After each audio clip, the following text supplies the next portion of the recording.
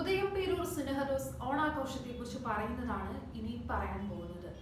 August മാസത്തിൽ ആഘോഷിക്കുന്ന ഓണം എന്ന വിജാതീയരുടെ ആഘോഷത്തിൽ അവർ അമ്പും വില്ലുകളും ഉപയോഗിച്ച് പരസ്പരം പോരടിക്കുകയും അത്തരം പോരുകളിൽ ചിലർ മരണപ്പെടുകയും മറ്റു ചിലർക്ക് പരിക്ക് പറ്റുകയും ചെയ്യുന്നുണ്ട്.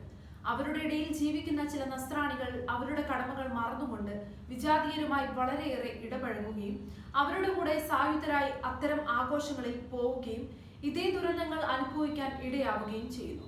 അതുകൊണ്ട് തന്നെ സിനഡ് രൂപതയിലെ എല്ലാ ക്രിസ്ത്യാനികളോടും കൽപ്പിക്കുന്നത് ഈ കൽപ്പന അനുസരിക്കേണ്ടതാണെന്നും ലംഘിച്ചാൽ സഭയിൽ നിന്നും പുറത്താകുന്നതാണെന്നും ഇതിലും മറ്റുള്ള വിജാതീയ ആഘോഷങ്ങളിലും പങ്കെടുക്കരുത് എന്നും അവയിൽ വിഗ്രഹങ്ങളുമായി ബന്ധപ്പെട്ട കർമ്മങ്ങൾ ഇല്ലെങ്കിൽ പോലും അത്തരം ആഘോഷങ്ങൾ വിജാതീയ ദൈവങ്ങൾക്കാണ് അർപ്പിക്കപ്പെടുന്നതെന്നും അവയുടെ ബഹുമാനത്തിനും വണക്കത്തിനുമായാണ് അവ ആചരിക്കപ്പെടുന്നതെന്നും അതിലുപരിയായി ഓണാഘോഷത്തിൽ സംഭവിക്കാൻ സാധ്യതയുള്ള മരണത്തെക്കുറിച്ച് ജാഗ്രതയുള്ളവരായിരിക്കണമെന്നും വിജാതീയർ അന്ധമായി വിചാരിക്കുന്നത് ഈ അവസരത്തിൽ മരിക്കുന്നവർ ഉടൻ തന്നെ സ്വർഗത്തിൽ പോകുമെന്നാണ്.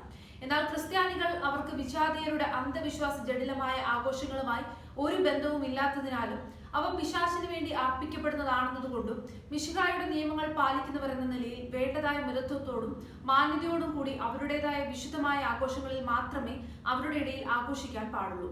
ഏതെങ്കിലും ഒരു ക്രിസ്ത്യാനി അത്തരം ആഘോഷങ്ങളിൽ മരണപ്പെട്ടാൽ അവന് ക്രിസ്തീയമായ ശവസംസ്കാരം നിഷേധിക്കുന്നതാകുന്നു. ഇതാണ് ഉദയം പേരൂർ സുനഹദോസിൽ പറഞ്ഞ കാര്യങ്ങൾ.